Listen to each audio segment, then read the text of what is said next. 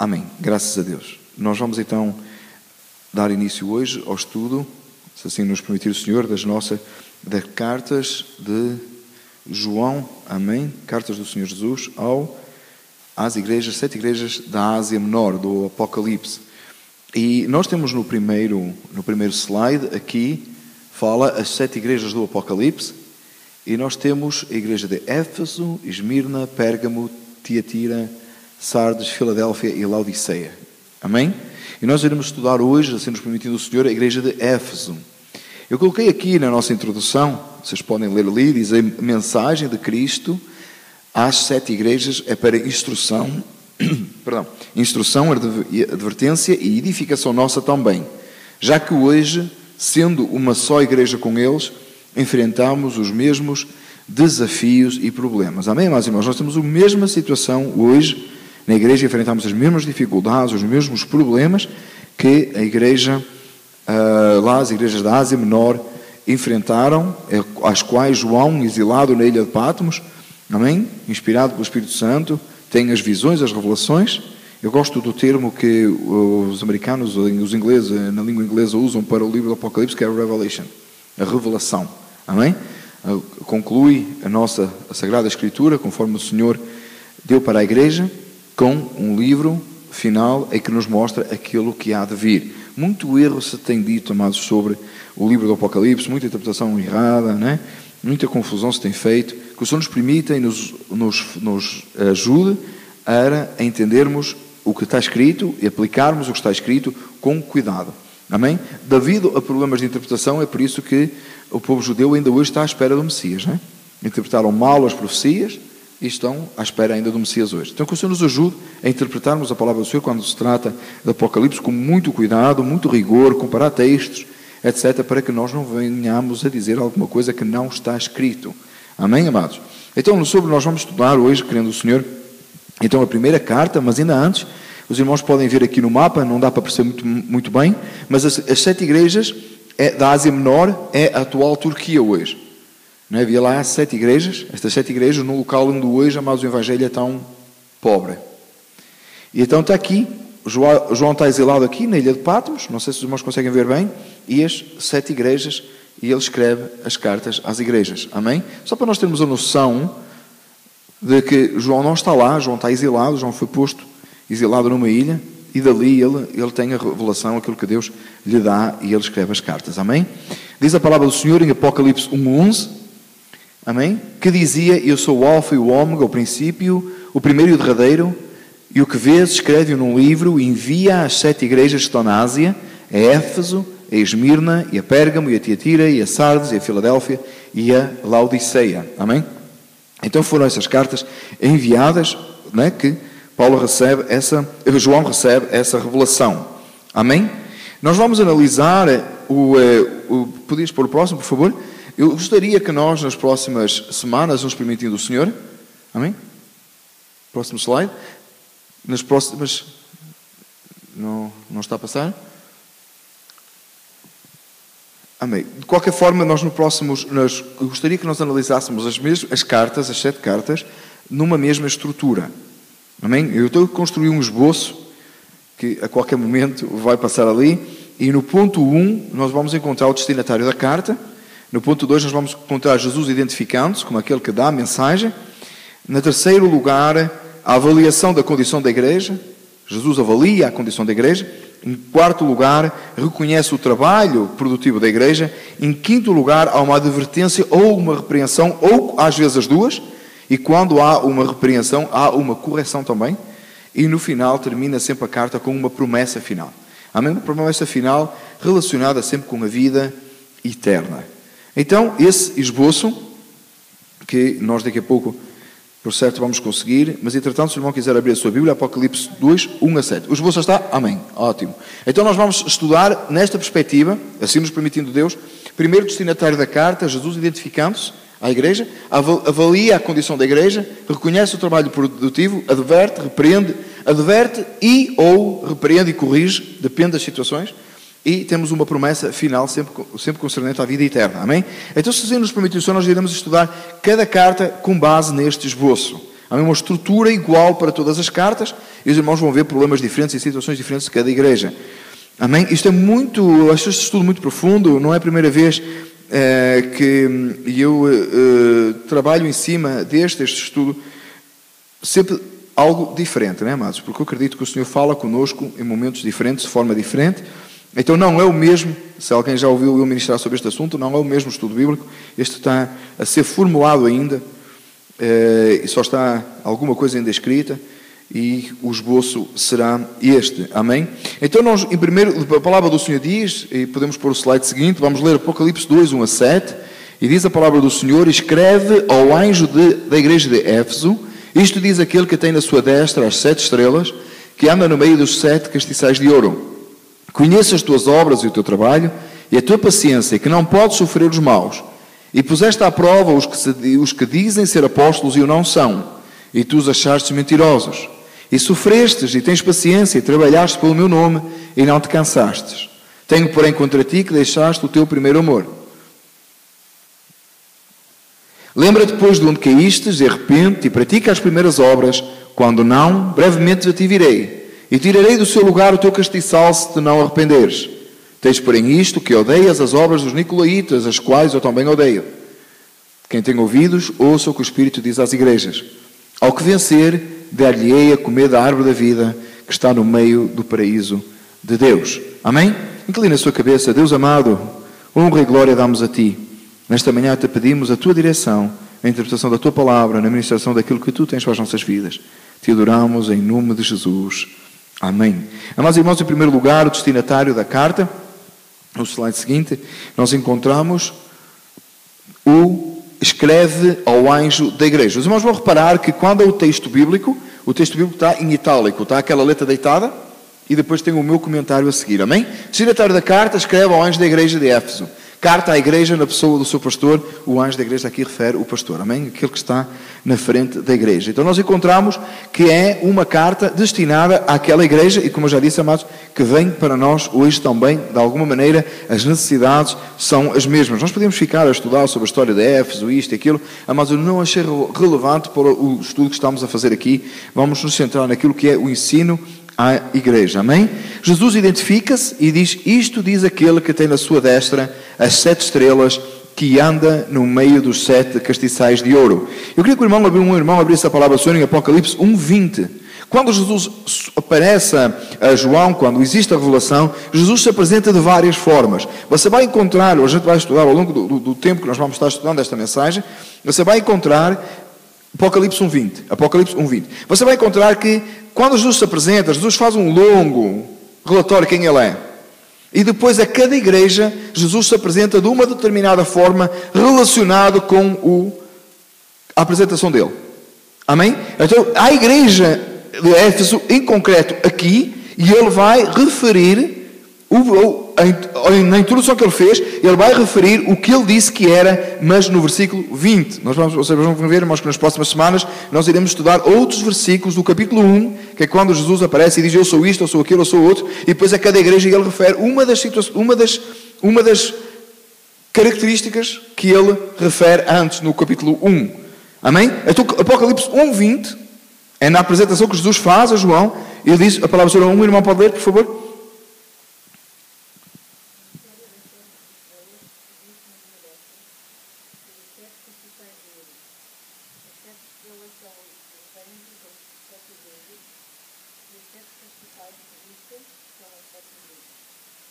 Amém. Graças a Deus. Então o que diz a palavra do Senhor? Muito obrigado. O que diz a palavra do Senhor? Que tinha 7 estrelas. E os 7 estrelas são os anjos da igreja.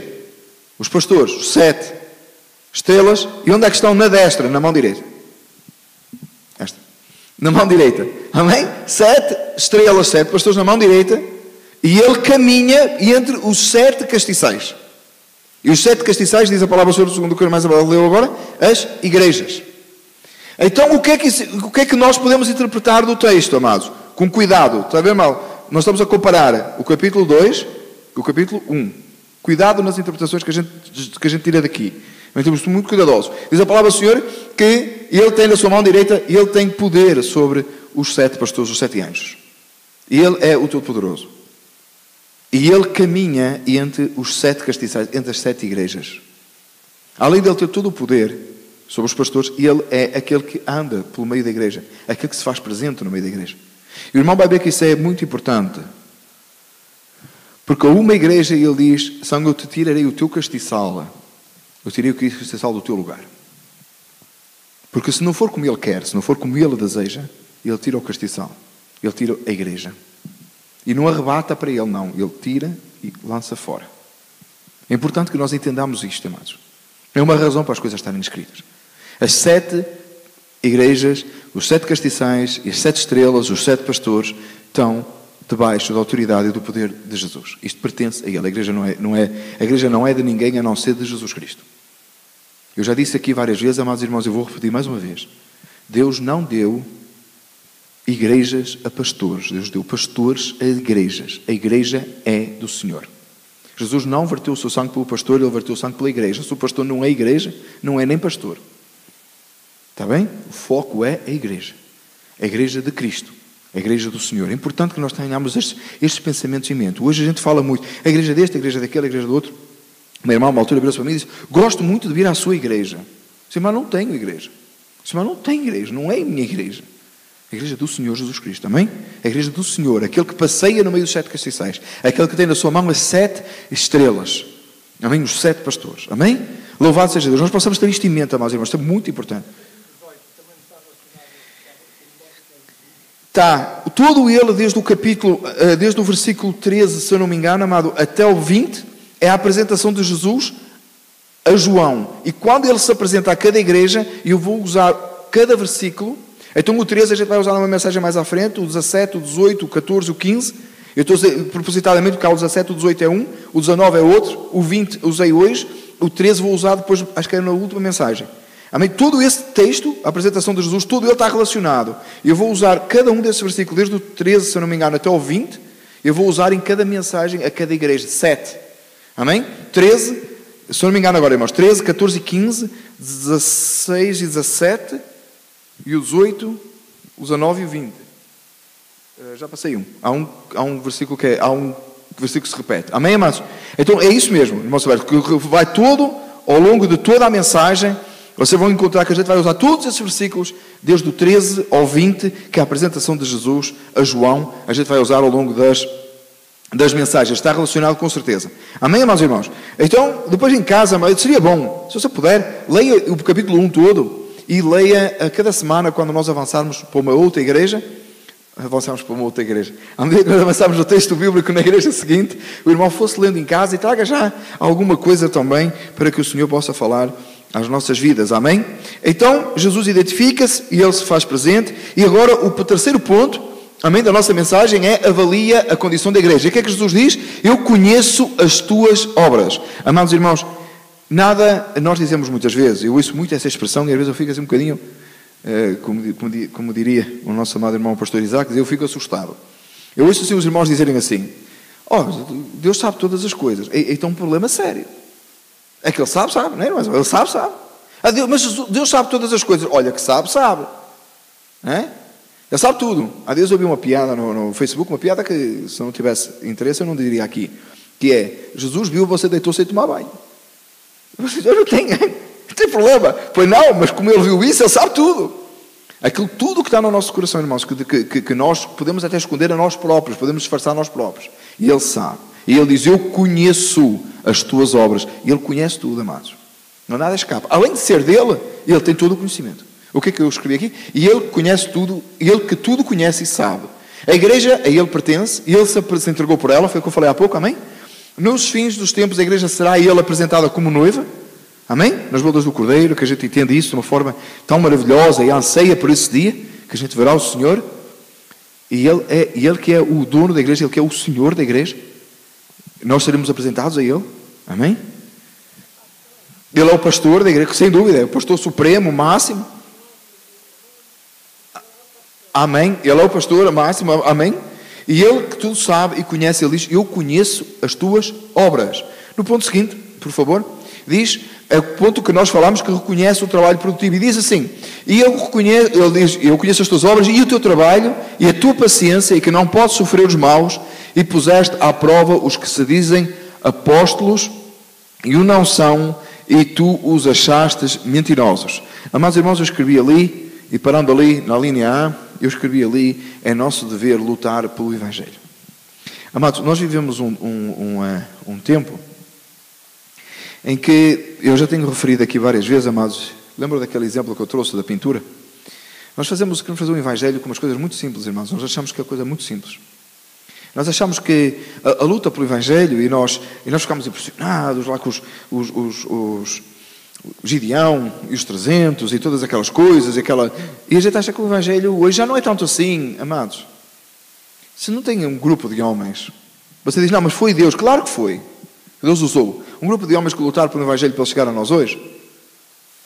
Nós não havia Evangelho. Você diz, não, mas o Senhor disse que passará os céus da terra com certeza, mas houve gente que se disponibilizou e se pôs pronto para ser e lutar pelo Evangelho, e lutar até as últimas consequências. E agora é a nossa vez, amados. E não adianta a gente pensar que a coisa é, não, mas agora está todo mundo evangelizado já, porque o Evangelho já chegou. Amados, chegou o Evangelho a toda a gente, mesmo, o verdadeiro? Não. Você diz, não, mas na América tem. Não, não tem. Enquanto cada vez menos, ou muito poucos, não cada vez menos, graças a Deus, Deus tem levantado homens que pregam a verdade, mas tem sido terrível a forma como o Evangelho tem sido divulgado, que não é Evangelho. Paulo dizia, eu me admiro que já passastes deste Evangelho para outro Evangelho que não é Evangelho. Amados, que o Senhor nos ajude e que nós possamos entender que a gente tem que lutar e permanecer no Evangelho conforme ele está escrito.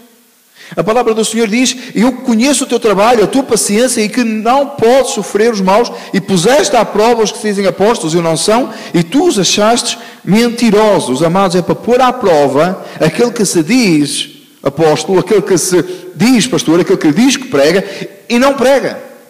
E não prega a verdade do Evangelho, não vive conforme o Evangelho. Não chega às palavras bonitas que dizem o que é que a gente pratica.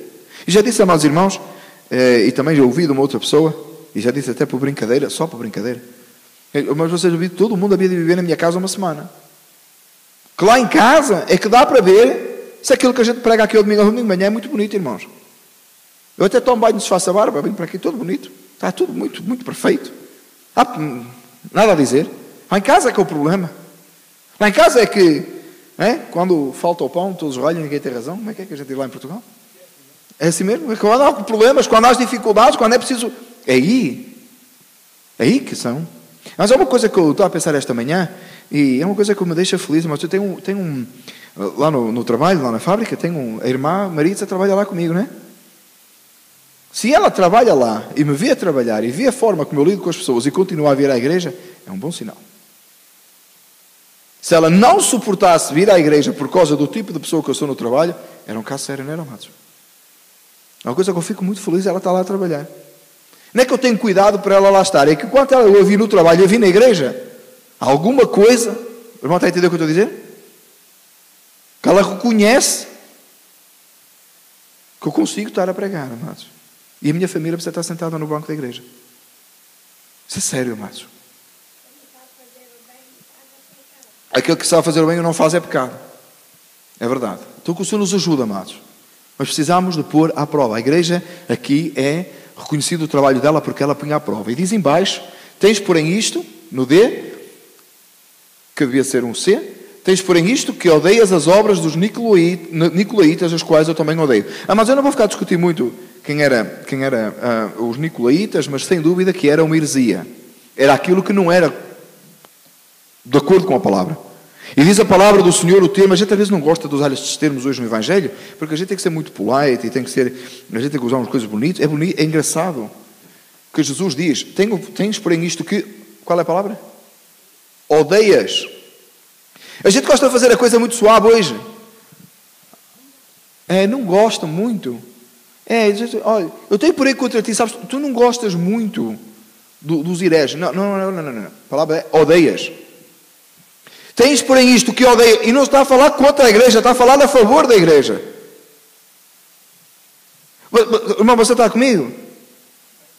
Não é, olha, tem uma coisa boa, sabes? É que tu não gostas muito daqueles que não pregam a verdade. Não, tu odeias os que não pregam a verdade.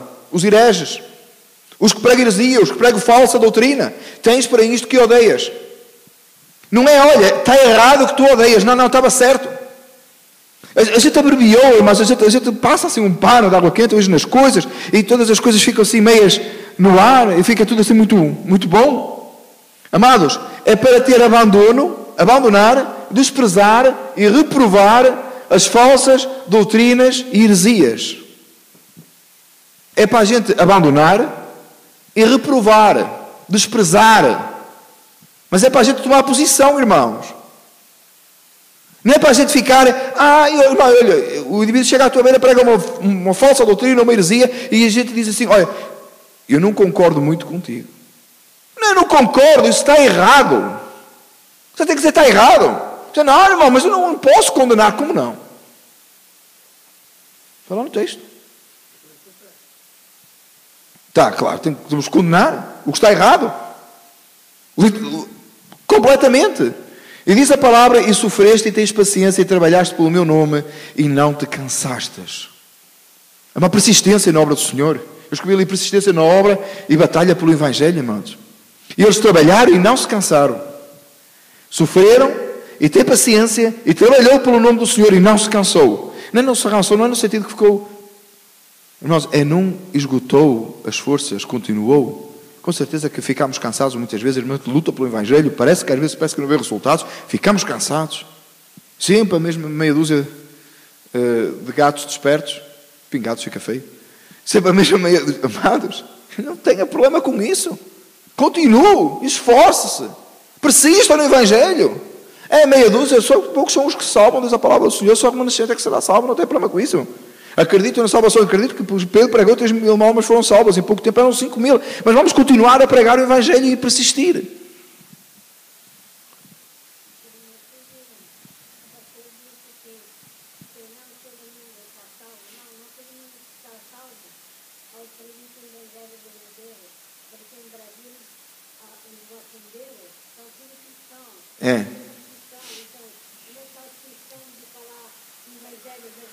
Precisamos pregar o Evangelho verdadeiro e reprovar as obras das trevas. Eu tenho...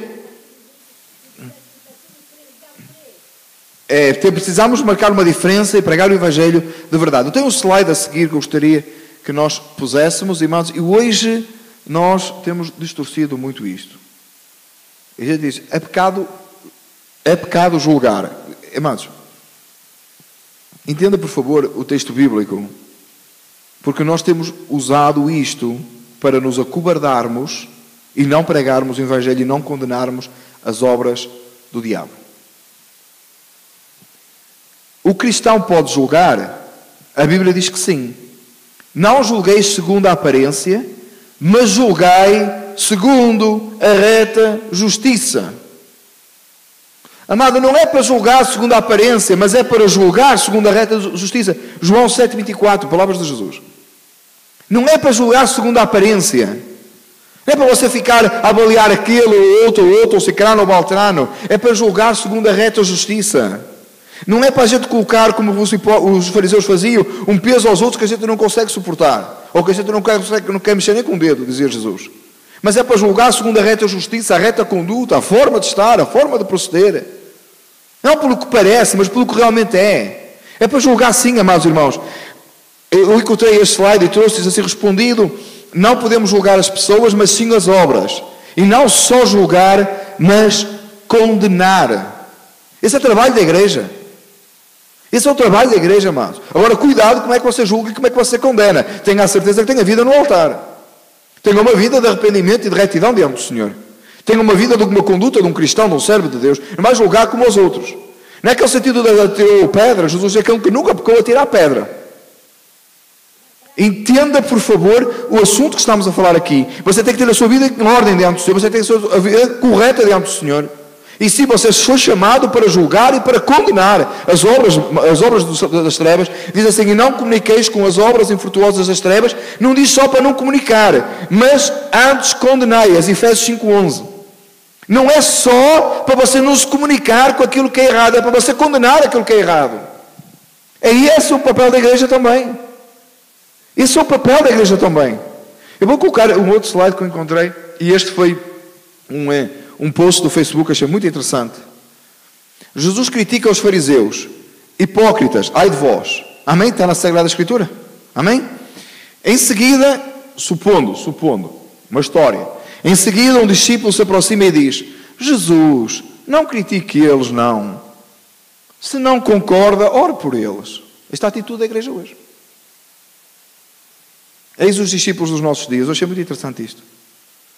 Jesus, hoje, a gente diz: não, irmão, não critica. Ora por ele. Você não concorda? Ore por ele. Não critique.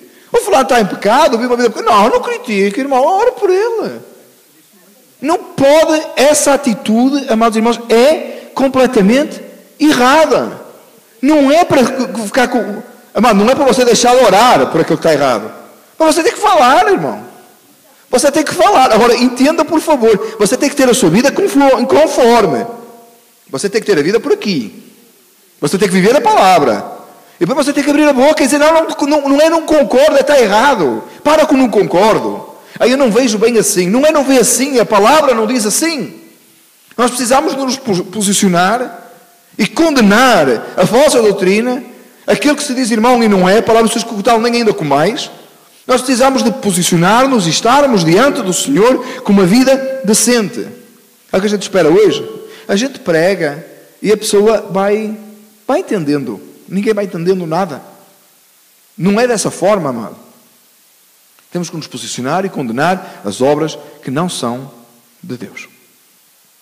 E essa é uma posição séria. Teria sido muito engraçado se esta história fosse verdade, não é? Tivessem dito a Jesus: Jesus, mas chama hipócrita a eles, coitados. Você não concorda, Jesus? Você ora por eles. É o assunto que encontramos nas Escrituras. Não, amados. Não vamos distorcer o que a palavra diz. Não vamos tomar posições. Nós às vezes queremos ser mais misericordiosos que Jesus. Às vezes a gente quer dar a Jesus uma lição de misericórdia. A gente não pode falar assim. Como não pode? Jesus chamou-nos para a paz, claro. Jesus chamou para a paz, claro. Que paz é essa? É a paz do perdão do pecado, amado. É paz com Deus. É a paz pelo sangue de Cristo. O que é que Jesus disse que veio fazer? Ele veio trazer paz à terra, mas espada. Ao mundo. Ao mundo o quê? Ao mundo condenado. Você dá para entender a diferença?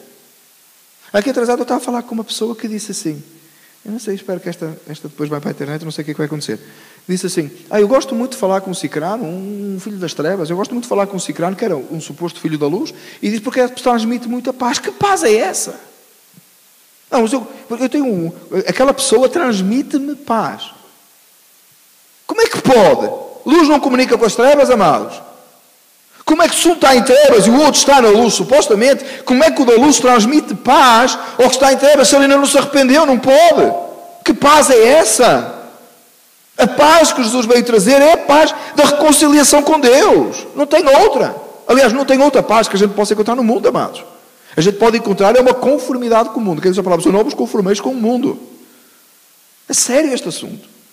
É para condenar aquilo que não presta. É para falar que está errado. Não é eu penso assim. Sabes, tu pensas dessa maneira, mas eu vou te dizer como eu penso. Eu penso que Jesus... Você pensa que Jesus ou você tem a certeza? Eu penso que Jesus... Você pensa? Você acha? Você acha ou é? Você está a dizer que você pensa que este livro é verdade ou é verdade? Irmãos, é hora de nós nos posicionar direito. Esta igreja foi louvada, a igreja de Éfeso, pelo Senhor Jesus, porque se posicionou na luta contra a heresia, contra a falsa doutrina. E hoje a gente tem muito deixamento. Eu não concordo muito com o que é que eles fazem daquele lado da rua ali. Então eu vou orar por eles, vou ficar aqui, vou orar só por eles. E quem é lá? Jesus vai ter que mandar Isaías. Envia-me a mim. É para enviar a ti. É para enviar a nós. O Senhor nos ajude e tenha misericórdia, meus amados irmãos, das nossas vidas. Amém? O slide seguinte. Agora tem um problema a igreja. A igreja que foi louvada, a igreja que acabou de ser louvada por combater as heresias. Nós estamos na mesma igreja em Éfeso. Nós hoje não vamos sair aqui de Roosevelt Park e de Éfeso. Amém? A igreja de Éfeso ainda, Jesus disse, que eles tinham por eles, que combateram as heresias, não aceitaram as heresias, trabalharam, se esforçaram pelo nome dele, mas tinham um problema. Tenho, porém, contra ti que deixaste o teu primeiro amor. Lembra-te, depois de onde caíste, e arrepende-te e pratica as primeiras obras, quando não, brevemente a ti virei e tirarei do seu lugar o teu castiçal, se não te arrependeres. Amados, a igreja que lutou, a igreja que lutava contra as heresias, a igreja que se posicionava na obra do Senhor, a igreja que se trabalhava sem se cansar, a igreja que tinha paciência, é a igreja a quem Jesus disse, a mesma igreja, a mesma coisa, uma coisa não invalida a outra. Você não pode ser crente meio. Às vezes a gente é muito bom numa coisa e é muito péssimo noutra. Você é bom de ler a Bíblia, mas você não ora, você tem um problema sério. Você ora, mas não lê a Bíblia. Você vai à igreja, mas em casa não pratica, pior ainda. Mas entenda que nós temos que ter uma profundidade completa na Escritura. Diz a palavra do Senhor aqui: havia um pecado e uma queda. Lembra depois de onde caístes, queda, e arrepende-te. A gente arrepende-se de quê? De pecado. E qual é o pecado e qual é a queda da igreja? É abandono do primeiro amor. Abandono do primeiro amor é pecado, é queda. A solução é arrependimento e transformação. Volta às primeiras obras. O que é que diz a palavra do Senhor? Arrepende-te e pratica as primeiras obras. E se isso não acontecer? Olha o texto. Se não acontecer, brevemente virei a ti virei e tirarei do seu lugar o teu castiçal, se te não arrependeres. Entendeu o que eu disse há pouco? Jesus era o Senhor da igreja, que tira o castiçal quando Ele quer e faz o que Ele quer. A igreja que lutava contra as heresias, a igreja que se posicionava fazendo a obra do Senhor. Jesus diz: olha, se tu não te arrependeres de tu teres caído do primeiro amor e de tu te teres afastado do primeiro amor, a gente já vai lá o que é o primeiro amor, senão não valia a pena. Se tu saís do primeiro amor, se tu não te arrependeres, eu vou arrancar o castiçal. Não, tem que ser 7, não, vai ficar 6 mesmo. Jesus não é supersticioso. Tem 7 igrejas da Ásia, certo? A gente não diz que 7 é o número da plenitude. Uns dizem que é da perfeição, mas cuidado com isso. É o número da plenitude, é diferente de perfeição. Plenitude é um complemento, é algo completo. Amados, amém? Então tem que ser 7. Não, Jesus arranca um. Faz o que Ele quer. Ele diz: olha, eu vou arrancar. Claro que o objetivo daqui é correção. O objetivo daqui é que a igreja se arrependa. A igreja que prega a doutrina e combate a heresia ainda pode ser uma igreja que pode ser retirada do meio pelo próprio Senhor Jesus. Brevemente a ti virei e tirarei do seu lugar o teu castiçal. Vou arrancar a igreja dele. Porquê? Porque a igreja não pratica o primeiro amor. A solução é arrependimento e voltar às primeiras obras. Você repara uma coisa, meus irmãos. Eu vou, irmão, por favor, siga o meu raciocínio. Talvez o que você tem na cabeça é que o primeiro amor é uma coisa que você tem quando aceita Jesus e depois você vai, que a gente depois vai perdendo e vai ambientando e tal. É mais ou menos assim: você arrancou com muita velocidade, depois você entra numa velocidade de cruzeiro. Você vai andando com aquilo. Eu vou contar uma história muito rápida que eu ouvi do evangelista Agostinho e achei muito boa. Muitas vezes eu ouvi ele contar isto. Um irmão novo, convertido, chegou à igreja, converteu, ele subia folhetos, ele pulava, saltava, fazia tudo que era preciso fazer na igreja, ele fazia. Atenção que o pular e o saltar, entre aspas, tá? Fazia tudo o que fazia falta fazer na igreja, e corria, e subia folhetos, e arrumava, e limpava, e não sei quantos. E há um irmão que já estava com muito tempo de igreja, aqueles irmãos já maduros, já estão a ficar podres, já está tão maduro que está quase aqui da árvore, está podre quase. E vai e diz para ele: irmão, quando eu aceitei Jesus, eu também era assim, isso depois passa. E ele diz: olha, quando passar eu vou ter que aceitar Jesus outra vez. E você diz: onde é que está essa história? Está aqui neste texto. O que é que ele tem que fazer? Ele tem que arrepender e voltar às primeiras obras. Amados, não é normal a gente perder o entusiasmo da obra do Senhor. Se perdeu o entusiasmo, tem que voltar às primeiras obras. Tem que arrepender e voltar atrás. Mas é isso que tem que ser. Mas isso não significa que você não vai amadurecer. A palavra dos seus pais é amadurecer, não viver de leite racional, mas precisa de alimento sólido. Está a falar da palavra. Crescimento na palavra, amadurecimento na obra do Senhor é normal. Perda de entusiasmo, não. Não perde o entusiasmo na obra, não pode. Você foi alistado para o reino. Você perde o entusiasmo com o reino, como é que pode? Como é que a gente pode? Como é que esta igreja, pregando a verdade, combatendo as heresias, Podia viver no reino dos céus com Cristo. Se aqui tinha perdido o entusiasmo do reino, tem que voltar às primeiras obras, da mesma maneira, o mesmo entusiasmo, fazer as coisas. Repare, eles pregavam a verdade, eles pregavam a doutrina, eles combatiam as falsas doutrinas, mas já não tinham o mesmo entusiasmo. Não viviam da mesma maneira, era preciso voltar atrás e arrepender. Amados, cuidado. Eu sempre digo isso, irmão, não queira ser um crente muito maduro, porque você vai apodrecer. Não deixa ficar muito maduro, irmão. Aquele crente maduro é aquele que fica na cadeira e aponta defeito em tudo. O louvor foi mal, a pregação foi mal, não gostei disto, não gostei daquilo. Também não tem problema, irmão, o culto não é para ti.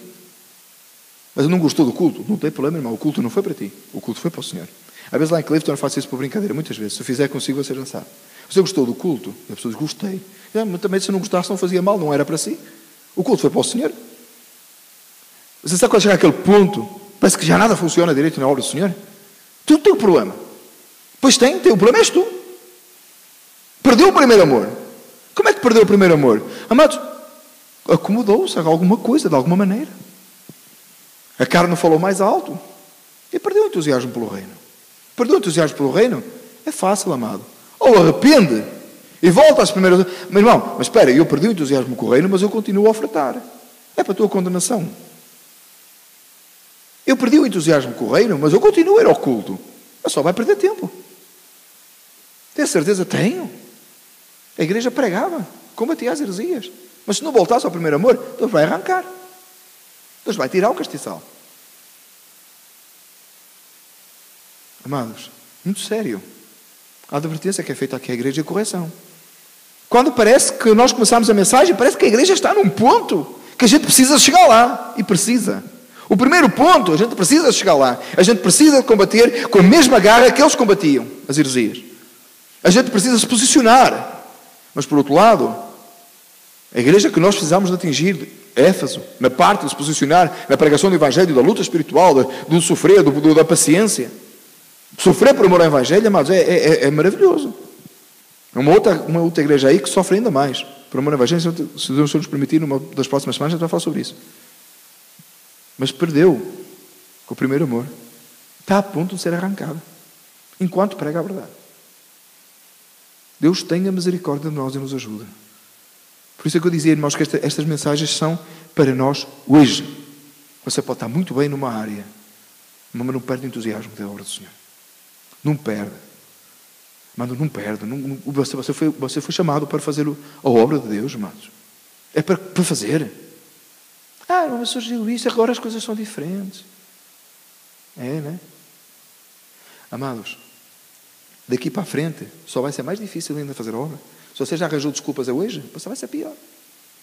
Primeiro você vai ficar mais velho. Sabia? A Rosa ficou hoje. Você vai ficar mais velho. Você vai ficar mais acabado. Você sabe eu acho muita piada aqueles irmãos que estão à espera que chegue a reforma para começarem a servir o Senhor. Amado, quando você tiver reforma, você não presta já. Perdão aí aos irmãos que já estão aí nessa idade. Você acha que ficou melhor? Eu quando vou no Motor Vehicles renovar a carta de condução, eles perguntam, quer uma foto nova? E eu disse, no, I'm not getting any better. Eu quero uma foto nova. Não, deixa estar a velha, está melhor do que o que está agora, eu sei que está. Não vai melhorar nada. O irmão Silveira troca a dele pela do filho, não é? Outro dia trocou a dele pela do filho. Irmão, que não vai melhorar mesmo em nada. Você entende isso? Só vai ser pior. Cada vez você vai ter menos força para vir para a igreja, cada vez você vai ter menos força para evangelizar, cada vez você vai ter... Amado, se você desanima, então Deus vai arrancar o castiçal. Entendeu isso? Deus vai tirar. Porque não presta. Está acabado. Isso nos ajuda, amados. Só vai ser pior. Eu estou com a gente não perca o primeiro amor, o primeiro entusiasmo, o primeiro vigor. Amados, a primeira... A forma como nós éramos e temos que ser hoje entusiasmados com o reino dos céus, entusiasmados com vir para a igreja. Se não for isso, amados, até fisicamente nós vamos ter mais dificuldade. Então nós temos que nos agarrar à rocha que é Jesus. Temos que ficar firme. Não, o reino dos céus é comigo. Tem alguém para lutar pelo reino? Estou aqui, eu. Não, mas já está muito... Não está nada, eu estou cá. Vai em frente. Deus nos ajuda, amados. E outra coisa, amados, à medida que os dias passam, os tempos só vão ficando piores. Então se você já perdeu o entusiasmo hoje, eu quero solução. dobra o joelho e arrepende. Vê onde é que caíste. Lembra depois de onde caíste e arrepende-te. E pratica as primeiras obras. Volta para trás já. Porque amanhã os dias vão ser piores. E as forças físicas vão ser piores. Então arrepende-te hoje. Volta hoje. Já, imediatamente. Não fica à espera de uma renovação. A gente às vezes fica à espera. Mas não acontecia quando eu era jovenzinho. Não vai assim há muito tempo, irmãos, mas já há algum tempo atrás. Quando eu era jovenzinho, havia uns eventos lá anuais, lá na igreja, 2 ou 3, e a gente todo mundo ficava à espera disso para ser renovado. Tinha o INJAD, os irmãos talvez, não sei se o irmão já ouviu falar, não? Só se talvez o irmão souber, mas o INJAD é o Encontro Nortenho da Juventude das Assembleias de Deus. Então sempre que vinha o INJAD, a gente tinha um renovo.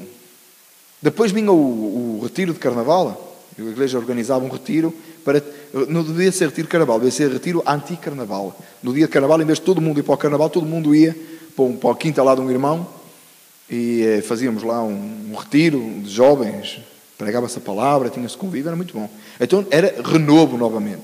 A gente vive de renovo, não é? A gente é renovado aqui, é renovado ali. Não, mas você tem que ser renovado no seu tempo com Deus. Você tem que ser renovado diariamente. Você tem que continuar sendo renovado agora. Não fica à espera que venha um evento. A gente vai ter culto de oração na quarta-feira. E eu vou orar quarta-feira. Mas se Jesus vier na terça, vai ser um problema. Você pode dizer, Jesus, espera só um bocadinho. É que amanhã tem culto de oração. Eu estou a pensar em orar amanhã. Vai orar com os que ficam. Está a entender? Sério isto, amados? Espera pelo renovo. O renovo está em todo lugar. É só a gente dispor para buscar o Senhor. Amém? Vamos só continuar. O nosso tempo está passado. Amém? A palavra, então, nós temos que arrepender, senão seremos removidos. A parte final, no ponto 6, a promessa final diz: quem tem ouvidos, ouça o que o Espírito diz à igreja. Você vai contar esta frase em todas as cartas. Quem tem ouvido, ouça o que o Espírito diz às igrejas. E nesta carta aqui, a palavra do Senhor diz: ao que vencer. Ao que vencer. Não é para todos, não, irmãos. Todo mundo acha que é para todos. Não é para todos. Deus ama a todos. Ama a todos. Todos que se arrependerem. Às vezes o meu filho fez uma pergunta mais difícil do mundo. Uma vez um trabalho lá em casa, e ele estava comigo, e estávamos a arrancar ervas daninhas. Eu arranquei e disse. E comecei a falar para eles, e comecei a explicar, né, que as ervas são um problema, que é como o pecado, que cresce na nossa vida e tal, não sei o quê. Oh, que caminho que eu entrei. E tal, e cresce, a gente tira fora, e eu disse, a gente arrepende, Jesus limpa e tal, porque Jesus nos ama e tal. E diz ele, e aquele que não se arrepender, Jesus ama? Eu entrei pelo caminho de, bom, se arrepender, Jesus perdoa. E ele voltou, a criança não fica por aí, não. Insistiu. Disse, não, filho, se não arrepender, não. Um evangelho que agrada a todo mundo é Jesus ama a todos, não ama não. Dá oportunidade a todos, morreu por todos, sem dúvida, mas só ao que vencer. Tem que arrepender, amado. Só vai avançar no inferno. Lembra do Deus do amor e o Deus a justiça do amor de Deus e o amor de Deus da justiça? Ou o amor do Deus irado e a ira do amor de Deus? Pois é. O que diz a palavra? Não é para todos, não, é para o que vencer. Ao que vencer, dar-lhe-ei a comer da árvore da vida. Ao que vencer, dar-lhe-ei a comer da árvore da vida, que está no meio do paraíso de Deus. Amém? É o versículo 7. Amém? Quem tem ouvidos... Não, o ponto 6, versículo 7.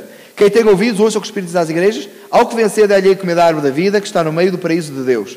O melhor de tudo para a igreja é a certeza da vida eterna com Deus. Amados, não te deixes influenciar por um evangelho que te diz que vais viver o melhor da tua vida aqui.